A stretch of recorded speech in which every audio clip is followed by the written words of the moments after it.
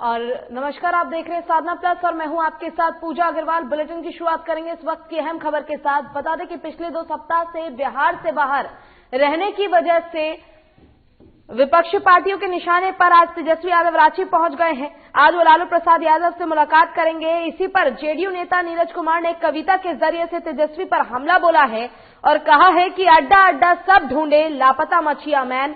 तेजस्वी यादव मिले तो मिले, क्या मिले उससे जो बिहार में है बैन।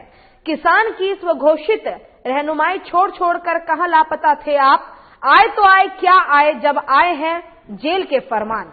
जाओ जाओ मिल आओ खरमास में युवराज, मोटी चमड़ी वालों को ना शर्म है ना लाज। इस प्रकार से कविता बोलते हुए विपक्ष पार्टी ने निशाना साधा है तेजस्वी यादव पर।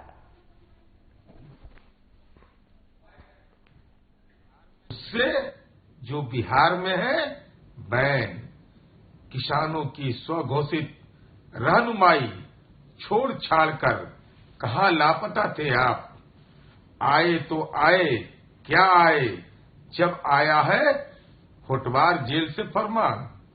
जाओ जाओ मिलाओ खरमास में भ्रष्टाचार के युवराज, मोटी चमड़ी वालों को न शर्म हया न लाज।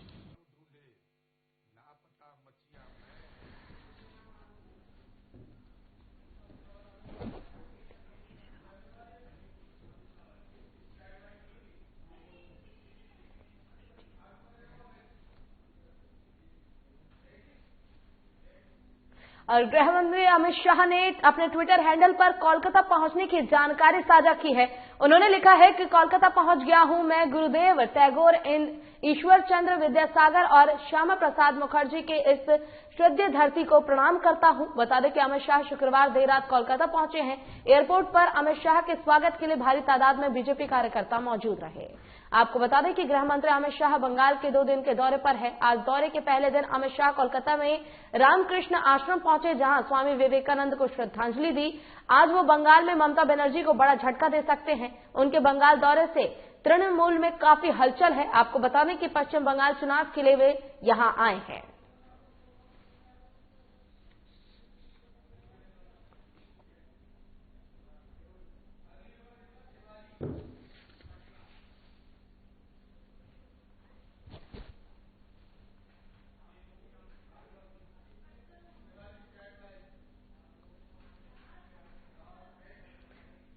और कांग्रेस की सहयोगी पार्टी आरजेडी के नेता ने एक बयान दिया है। आपको बता दें कि यह बड़ी खबर है, जहां आरजेडी के उपाध्यक्ष शिवानंद तिवारी ने एक बार फिर राहुल गांधी पर विस्फोटक बयान दिया है।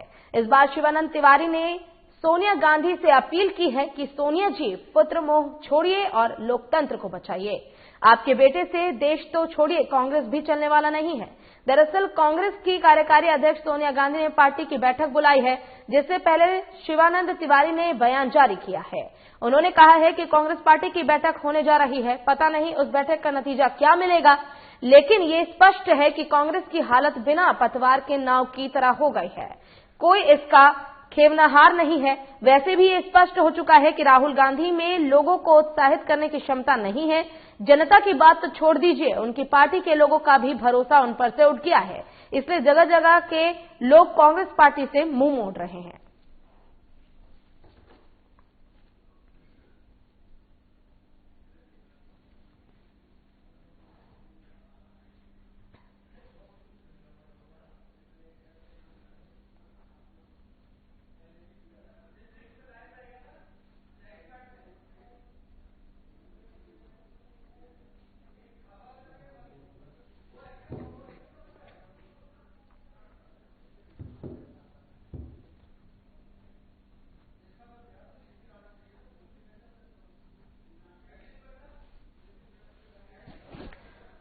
कांग्रेस की सहयोगी पार्टी आरजेडी के उपाध्यक्ष शिवानंद तिवारी ने एक बार फिर राहुल गांधी पर विस्फोट बयान दिया है। इस बार शिवानंद तिवारी ने सोनिया गांधी से अपील की है कि सोनिया जी, पुत्र मोह छोड़ दीजिए और लोकतंत्र को बचाइए।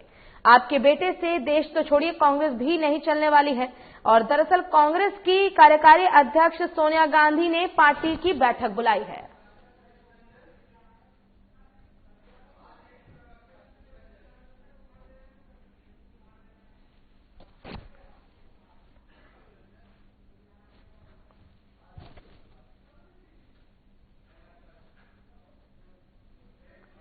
और इसी पर अधिक जानकारी के साथ हमारे लिए चर्चा के लिए चितरंजन जी जुड़ चुके हैं, जो कि आरजेडी प्रवक्ता हैं। आपका बहुत बहुत स्वागत है सर साधना प्लस पर। धन्यवाद जी। चितरंजन जी, सबसे पहले तो यही सवाल उठता है कि शिवानंद तिवारी ने एक बड़ा बयान दिया है और बिन नाव की पटवार बता दिया है, इसको आखिर कैसे समझे, एक बार ये जानना चाहेंगे आपसे। देखिए, उनकी व्यक्तिगत राय है जी। और किसी पार्टी के राजद का जो सिद्धांत रहा है कि किसी पार्टी के आंतरिक मामले में राजद कोई हस्तक्षेप नहीं करती है, न कोई प्रतिक्रिया व्यक्त करती है। जी। अब शिवानंद जी हम लोग के अभिभावक हैं, बड़े भाई हैं जी। समाजवादी विचारधारा से जुड़े रहे हैं शुरू प्रारंभिक काल से ही, तो इसलिए अब उनका व्यक्तिगत तो बयान में भी बोले हैं कि उनका व्यक्तिगत राय है, कोई पार्टी का स्टैंड हुआ नहीं है। जी। कांग्रेस को क्या करना है नहीं करना है कांग्रेस के लोग तय करेंगे। अब उसमें राजद कोई हस्तक्षेप करने की भूमिका में या कोई सुझाव या सजेशन देने की भूमिका में राजद कहीं नहीं है। जी। चितरंजन जी, एक सवाल ये भी उठता है कि शिवानंद जी ने साफ तौर पर सोनिया गांधी जी से कहा है कि पुत्र मोह छोड़ दीजिए और लोकतंत्र को बचाइए, कितना दम है इस बात पर? देखिए, यह तो जो लोग कहता है हम इससे सहमत नहीं है, न हमारी पार्टी सहमत है। जी। नेता तो जो है सो डेमोक्रेटिक सिस्टम में जनता बनाती है। अब कांग्रेस हो या कोई भी पार्टी हो, कौन नेता बनेगा वो तो कांग्रेस के लोग तय करेंगे ना। जी। कोई एक आदमी अगर मान लिया कि कोई अगर विचार दिया, उसको अगर सारे लोग स्वीकार कर लेते हैं या अधिकांश लोग उसको स्वीकार कर लेते हैं, तो किसी व्यक्ति की राय नहीं मानी जाएगी। जी। राहुल गांधी को अगर पार्टी के लोग स्वीकारते हैं तो उसमें क्या आपत्ति है? वह पुत्र मोह थोड़े ही होगा। अगर मान लीजिए कि सोनिया जी अगर आ रही है क्या राहुल गांधी हो और कांग्रेस का लोग स्वीकार रहा है, तब उसमें जो है सो सोनिया गांधी की राय नहीं होकर कांग्रेस पार्टी की राय होगी ना। कहीं भी यह सिस्टम तो यही है। बिल्कुल। डेमोक्रेटिक सिस्टम में यह जो कोई कहता है कहीं वंशवाद का सवाल ही नहीं है। जहां भी डेमोक्रेटिक सिस्टम है, जो व्यवस्था है, उसमें कहीं सवाल ही नहीं है। वह तो जो है सो जनता और जो लोग तय करने वाले हैं वह तय करते हैं। जी। जी चितरंजन जी, यह पहली बार नहीं है जब राहुल गांधी पर इस प्रकार के सवाल उठाए जा रहे हैं, और ऐसे में एक बार फिर से आरजेडी के उपाध्यक्ष और आपके बड़े भाई शिवानंद तिवारी जी ने इस बार का जो इस बात को लेकर बयान दिया है काफी ज्यादा अहम रखता है। और आप भले ही इस बात से सहमत ना हो, लेकिन आरजेडी की तरफ से ये बयान जरूर आया है, और इसको आप कैसे समझा जाए ये तो आप ही बता सकते हैं। और आपका बहुत बहुत शुक्रिया चितरंजन जी हमारे साथ जुड़ने के लिए और तमाम जानकारी हमारे साथ साझा करने के लिए। और यहाँ रुकेंगे एक छोटे से ब्रेक के लिए, ब्रेक के बाद जल्द होंगे हाजिर।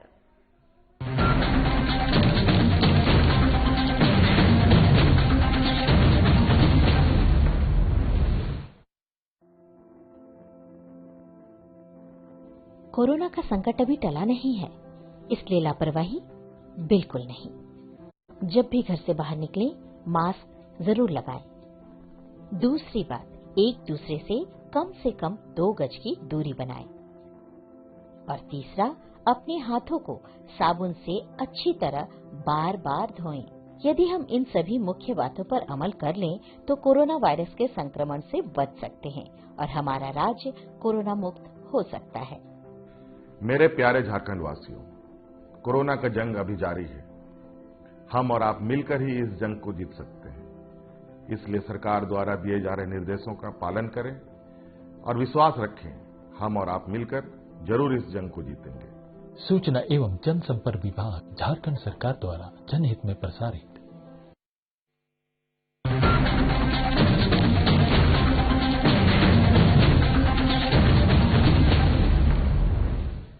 और ब्रेक के बाद एक बार फिर से स्वागत है आपका। रुक करेंगे इस वक्त की बड़ी खबर की ओर, जहां से रांची से ये बड़ी खबर है। आपको बता दें कि थोड़ी देर में ही रिम्स परिसर पहुंचेंगे तेजस्वी यादव, अपने पिता लालू यादव से करेंगे मुलाकात। बिहार चुनाव के बाद पिता पुत्र की ये पहली मुलाकात है। पिछले दिन केली बंगले से पेइंग वार्ड में किया गया था शिफ्ट। आपको बता दें कि थोड़ी ही देर में तेजस्वी यादव अपने पिता से मिलने के लिए रिम्स अस्पताल पहुंचेंगे, और चुनाव के बाद ये पहली बार है जब पिता पुत्र की मुलाकात हो रही है।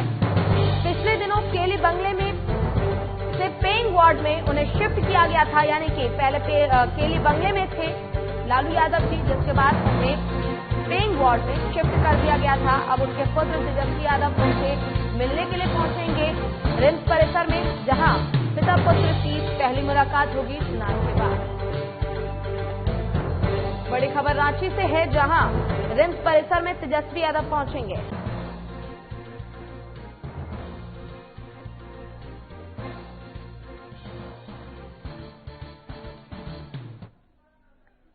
और इसी पर अधिक जानकारी के साथ हमारे संवाददाता नवीन शर्मा हमारे साथ फोन लाइन पर लाइव जुड़ गए हैं।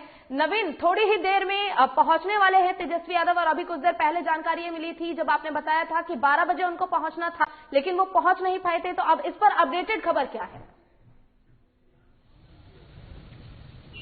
बिल्कुल पूजा, ठीक मैं रिम्स के जो पेइंग वार्ड है ठीक उसके सामने अभी मौजूद हूँ। लोगों की भीड़ लगातार बनी हुई है, समर्थक भी जो हैं वो भी पहुंच गए हैं, लेकिन कहीं न कहीं थोड़ी सी देरी हो रही है। 12 बजे का वक्त था, लेकिन तेजस्वी अभी तक पहुंचे नहीं हैं और अभी भी ऐसे लग रहा है कि शायद वो 1:15 या 20 तक, यानी 1:30 बजे तक शायद वो रिम्स पहुंच जाए। जो शेड्यूल है उनका शाम में 5 बजे तक का है, 5 बजे ही वो फिर यहाँ पेइंग वार्ड से निकलेंगे और फिर संभवतः आज ही पटना के लिए रवाना हो जाएंगे। लेकिन जिस आज जो चहलकदमी है, कह सकते हैं कि रिम्स परिसर की जो चहलकदमी है, कहीं न कहीं एक जो लोग हैं वो कहीं न कहीं कह सकते हैं कि एक राजनीतिक सक्रियता कहीं न कहीं अभी आपको देखने को मिल जाएगी, क्योंकि लालू प्रसाद यादव से मिलने के लिए उनके बेटे आ रहे हैं। ऐसे में झारखंड राजद के जो कई जिले के प्रभारी, प्रदेश अध्यक्ष, तमाम लोग जो हैं वो उनका आना शुरू हो गया है। तमाम लोग यहाँ पर आ चुके हैं। हालांकि मैं एक बार आपको तस्वीर पूजा में दिखाऊं, ठीक मैं कोशिश करूंगा अपने कैमरा पर्सन पंकज से कि पंकज आप तस्वीर दिखाएं। अगर यहाँ से तीसरा माला आप देखेंगे ठीक, तो मैं कोशिश करूंगा जूम करके अगर देख सकें तो ठीक वहीं पर अभी लालू प्रसाद यादव मौजूद हैं। और आज लालू प्रसाद यादव से जब उनके बेटे मिलने आ रहे थे, तो लालू चूंकि हरी सब्जियां बहुत ज्यादा पसंद करते हैं, तो कहीं ना कहीं वो भी बिहार और खास करके गंगा का जो किनारा क्षेत्र है जहां पर जो सब्जियां इस तरह की उगाई जाती हैं, तो उनके लिए बहुत अभी के मौसम में, ठंड के सीजन में जो बथुआ, पालक और जो तमाम तरह के जो साग सब्जियां होते हैं वो अक्सर लालू के लिए आता रहा है, जब केली बंगले में थे उस समय भी और जब पेइंग वार्ड में है उस समय भी। तो आज सुबह ही जो है तमाम तरह की सब्जियां बाकायदा बिहार से आई है उनके लिए, और वो अभी भेज भी दिया गया है और मेरे ख्याल से उनको मिल भी गया होगा। तो जो आप देख रहे होंगे तस्वीर, जो पेइंग वार्ड की तस्वीर जो आप देख रहे होंगे, इसी तस्वीर में जो तीसरा माला है, एक आपको स्टाफ भी वहां पर दिख रहा होगा जो जहां पर लालू प्रसाद इस वक्त मौजूद हैं। और पुलिसकर्मियों की भी चहलकदमी मैं आपको दिखा दूं कि प्रशासन से भी जो है तमाम पुलिस प्रशासन चाक चौबंद का भी खासा ध्यान रखा गया है। तमाम लोग यहां पर पहुंच चुके हैं और एक बार मैं कोशिश करूंगा कैमरे को पैन करके मैं अगर आप दिखाऊं तो तमाम लोग कहीं न कहीं कह सकते हैं कि आम दिनों में ये जो इलाका है, ये जो जगह है पूजा, वो खाली रहता है, लेकिन आज कम से कम जो है अभी इस वक्त ये पूरा जो है आप देखे होंगे कि लोगों की सक्रियता कहीं न कहीं बढ़ गई है। और जहां तक लालू प्रसाद यादव की बात की जाए तो केवल आज जो है केवल राजनीतिक विषय वस्तु नहीं है, एक बहुत बड़े नेता बिहार के और निश्चित तौर पे काफी समय से जेल में हैं, सजायाफ्ता हैं, लेकिन उनकी राजनीतिक करियर की बात करें तो निश्चित तौर पे भारत में बहुत सारे राजनीतिज्ञ जो है उन्होंने जन्म लिया, लेकिन लालू प्रसाद की एक अपनी अहमियत है, एक अपनी वैल्यू है। सामाजिक सरोकार के एक बहुत बड़े नेता लालू प्रसाद को कहा जाता है। तो लोगों का एक कहीं न कहीं जुड़ाव लालू प्रसाद के प्रति जरूर है और यही वजह है, ये मोहब्बत है लोगों का, जो उनसे मिलने के लिए तमाम लोग उनको देखने के लिए पहुंचते हैं। जहां तक राजनीति की बात की जाए तो चूंकि बेटे हैं, उनके बेटे भी नेता प्रतिपक्ष हैं, बड़े लीडर हैं बिहार के, लालू प्रसाद की अनुपस्थिति में उन्होंने अच्छा चुनाव लड़ा और उसके बाद आज चुनाव के बाद वो यहाँ पहुंच रहे हैं उनसे मुलाकात करने के लिए। राजनीतिक बातें होंगी, लेकिन इसके इतर उनके स्वास्थ्य को लेकर के सबसे ज्यादा महत्वपूर्ण विषय है जिस पर आज जो है मुलाकात होगी। कि इमोशनल मुलाकात आप इस चीज को कह सकते हैं, क्योंकि उनकी तबीयत लगातार खराब होती जा रही है। किडनी को लेकर के रिपोर्ट आई है कि केवल 24% किडनी ही उनका काम कर रहा है और आपको पता होगा कि हार्ट सर्जरी भी उनका हो चुका है। तो ऐसे में कई गंभीर बीमारियां जो हैं वो जो है उससे वो ग्रसित हैं। डॉक्टरों का ये भी कहना था कि उनको इलाज के लिए आखिर कैसे आरजेडी के कई कार्यकर्ता वहां मौजूद है, इससे साफ तौर पर ये साझा होता है कि लालू प्रसाद यादव जी की अपनी ही एक अलग भूमिका थी पार्टी में, जिसको देखते हुए इतनी भारी संख्या में वहां पर कार्यकर्ता मौजूद है और आपसे इस पर तमाम जानकारी और अपडेट लेते रहेंगे। लेकिन फिलहाल के तमाम जानकारी के लिए आपका बहुत बहुत शुक्रिया नवीन। और फिलहाल वक्त एक छोटे से ब्रेक के बाद जल्द होंगे हाजिर।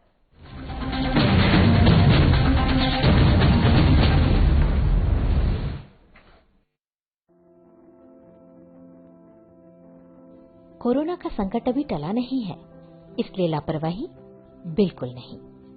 जब भी घर से बाहर निकलें, मास्क जरूर लगाएं। दूसरी बात, एक दूसरे से कम 2 गज की दूरी बनाएं। और तीसरा, अपने हाथों को साबुन से अच्छी तरह बार बार धोएं। यदि हम इन सभी मुख्य बातों पर अमल कर लें तो कोरोना वायरस के संक्रमण से बच सकते हैं और हमारा राज्य कोरोना मुक्त हो सकता है। मेरे प्यारे झारखंड वासियों, कोरोना का जंग अभी जारी है। हम और आप मिलकर ही इस जंग को जीत सकते हैं। इसलिए सरकार द्वारा दिए जा रहे निर्देशों का पालन करें और विश्वास रखें, हम और आप मिलकर जरूर इस जंग को जीतेंगे। सूचना एवं जनसंपर्क विभाग, झारखंड सरकार द्वारा जनहित में प्रसारित।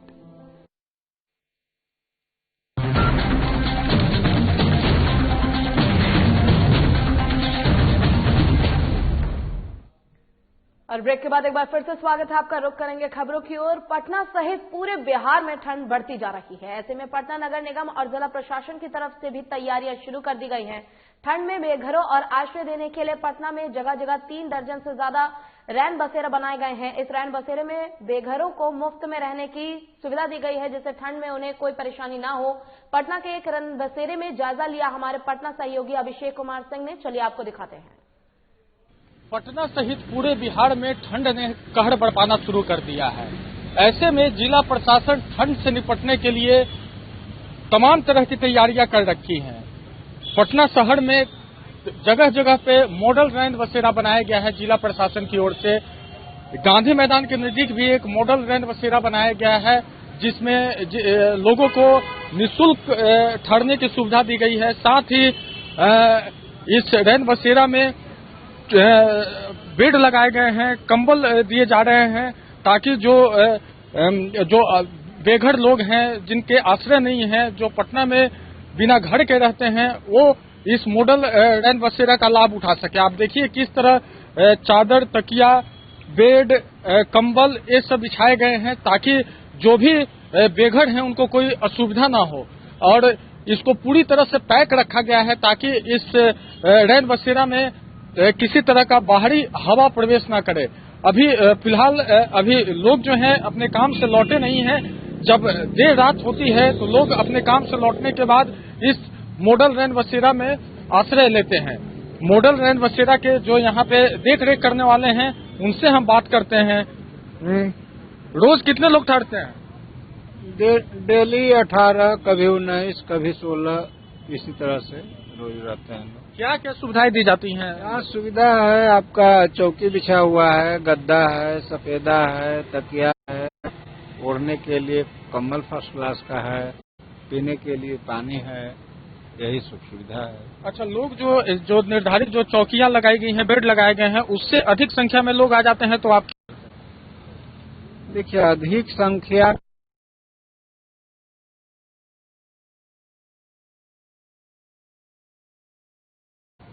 उस दिन काफी भीड़ हो गया तो हम लोग को कहना पड़ा कि भाई कोरोना के संक्रमण के देखते हुए हम सब लोग को इसमें नहीं रख सकते हैं। और कोरोना का स्थिति नहीं रहता तो मान लीजिए कि कुछ आदमी नीचे भी सो सकता था, गुजर कर सकता था। लेकिन अब कोरोना का जो ऐसी है जिसके चलते जो डिफरेंस बना करके रखना है वो वहीं उतना ही हम रखेंगे। तो अलाव का भी व्यवस्था किया गया है? जी नहीं, अभी तक तो नहीं हुआ है। ठंड बढ़ेगी तो अलाव की व्यवस्था होगी? अब वैसे तो हर साल ठंड में मैंने मिलता था, अब अभी तक मिल नहीं रहा है। अब तो मैंने पदाधिकारी लोग जाने कब से स्टार्ट होगा, क्या होगा, अब विशेष हम क्या बता सकते हैं अलाव का। तो इस रैन बसेरे में आप देखेंगे कि कोरोना गाइडलाइन को देखते हुए भी खास व्यवस्था की गई है। यानी कि एक बेड से दूसरे बेड की जो दूरी है, दूरी बना के रखी गई है, ताकि कोरोना संक्रमण से बचा जा सके। साथ ही यहाँ के अधिकारियों का कहना है कि जो भी इसमें बेड और बिछावन यूज किए जाते हैं उनको धोया जाता है, तब इसको इस्तेमाल में लाया जाता है। तो लोगों के लिए जिनके आश्रय नहीं है उनके लिए काफी सुविधाजनक चीज है जो सरकार के द्वारा मुहैया कराई जा रही है। कुछ रैन बसेरा का सहारा ले रहे हैं लोग, उनसे भी हम बात करते हैं। कहाँ से आए हैं आप? मेरा घर तो मधुबनी डिस्ट्रिक्ट पड़ता है। यहाँ सरकार द्वारा जो सुविधा दी गई है उससे कितना खुश हैं? हम बहुत खुश हैं इससे। हम लोग लेबर मजदूर का काम करते हैं, फुट पर सोते थे और अभी ठंडी के मौसम में बहुत दिक्कत होता था और ये बन जाने से हम लोग को बहुत सुविधा मिला है, बहुत खुश है। तो दिन भर काम करते हैं, रात को आश्रय लेने के लिए इस रैन बसेरा में? जी सर काम करते हैं, नहीं भी करते हैं तो अपना इधर उधर रहते हैं, शाम होता है तो आ जाते हैं। क्या काम करते हैं? लेबर का काम करते हैं, जो भी मजदूरी मिल जाए। कितना मजदूरी मिलता है? कभी 300, कभी 400, कभी नहीं भी मिलता है। अभी लॉकडाउन से परिवार कहाँ रहता है? घर पर रहता है। तो बेशक ये जो मजदूरी करने वाले हैं जिनका पटना में घर नहीं है, आसरा नहीं है, उसके लिए पटना नगर निगम और जिला प्रशासन की ओर से ये व्यवस्था काफी अच्छी है। पटना से साधना न्यूज के लिए अभिषेक सिंह की रिपोर्ट। चलिए खबरों में बढ़ेंगे आगे। बता दें कि मधेपुरा में साधना प्लस न्यूज की खबर का असर देखने को मिला है और आपको बता दें कि मुरलीगंज के रजनी गांव में महादलितों के पर्चा जमीन पर बनाए जा रहे थे, जिसमें मामले का संज्ञान लेते हुए डीएम नवदीप शुक्ला ने जांच के लिए टीम गठित कर दी है। जांच टीम ने मौके पर पहुंचकर मामले की जानकारी ली, जिस दौरान महादलितों ने अपनी शिकायत जांच अधिकारियों से सुनाई। महादलितों ने जांच कमेटी के आने के बाद न्याय की आस जग गई है। वहीं जांच अधिकारी ने बताया कि हर पक्ष से जानकारी ली जा रही है।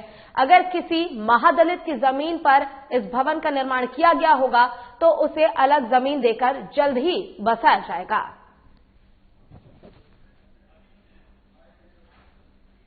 जमीन पर पंचायत सरकार भवन बन रही है, उसका जमीन का ये लोग कह रहे हैं कि पर्चा कटा हुआ है। अब सीओ साहब आए हैं, अब इसका देख रहे हैं कि क्या किया जा सकता है। अभी लोग से सहमति ले रहे हैं और बाकी वरीय पदाधिकारी से जो दिशा निर्देश प्राप्त होगा उसके आलोक में कार्रवाई की जाएगी। प्रधान भेले प्रखंड से आयल रहे पदाधिकारी से सब, तो सबके कहना भेले कि जमीन के बदला तोड़ के जमीन बगल साइड में तोड़ के देल जेते। ओकर बाद सब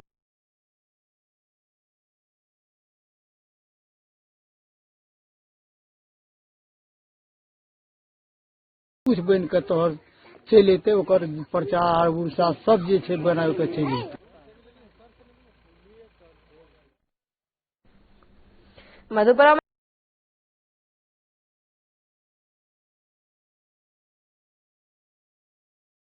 साधना प्लस न्यूज की खबर का असर देखने को मिला है। मुरलीगंज के रजनी गांव में महादलित के पर्चा भरे जमीनों पर एक भवन का निर्माण कराया जा रहा था, जिसको हमने बड़ी गंभीरता के साथ दिखाया है और मामले का संज्ञान लेते हुए डीएम नवदीप शुक्ला ने जांच के लिए टीम गठित कर मामले की जांच के आदेश दिए हैं।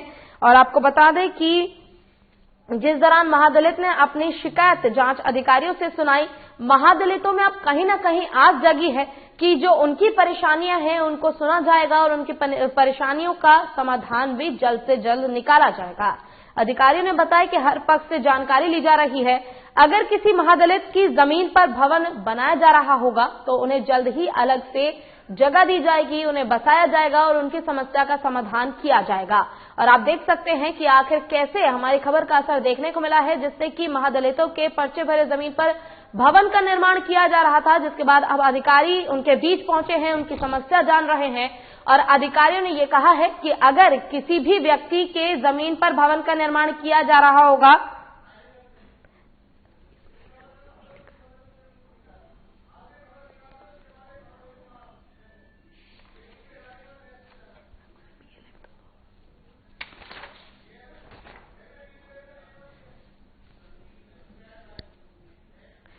और साहिबगंज में रिलायंस फाउंडेशन और एनएसएस ने साहिबगंज महाविद्यालय में मास्क वितरण कार्यक्रम किया।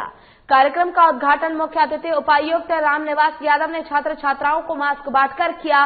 वहीं उपायुक्त रामनिवास यादव ने छात्रों को संबोधित करते हुए कहा कि कोविड-19 को लेकर मास्क अत्यंत आवश्यक है। अपनी दिनचर्या में मास्क का उपयोग, शारीरिक दूरी, समय समय पर हाथ धोना, यही बचाव का उपाय है।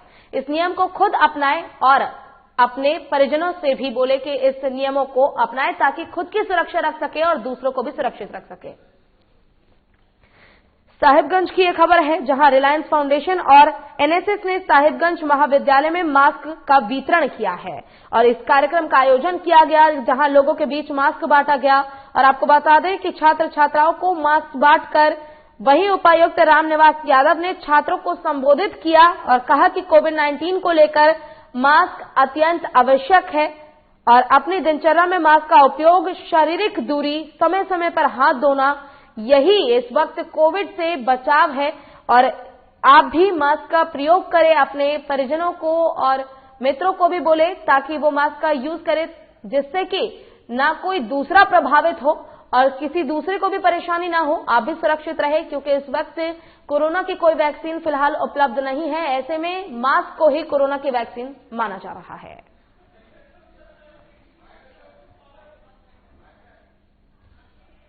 युवाओं द्वारा ये मास्क का वितरण किया गया है और ये कोशिश किया गया है कि सभी लोग कोविड-19 के इस काल में सुरक्षित रहें।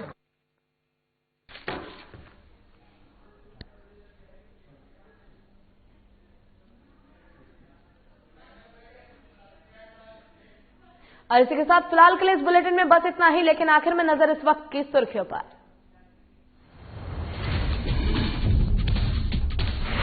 बिहार से बाहर रहने पर विपक्षी पार्टियों ने निशाने पे लिया तेजस्वी यादव को। जेडीयू नेता के कविता के जरिए तेजस्वी पर बोला हमला, कहा अड्डा अड्डा सब ढूंढे लापता मच्छियां मैन। मधेपुरा में साधना प्लस न्यूज की खबर का असर, मुरलीगंज के रजनी गांव में महादलितों के पर्चा जमीन पर बनाया जा रहा था भवन, डीएम ने दिए जांच के आदेश। सहरसा में सड़क दुर्घटना में स्कॉर्पियो चालक की मौत, घने कोहरे के कारण हुआ हादसा, पुलिस ने शव को पोस्टमार्टम के लिए भेजा।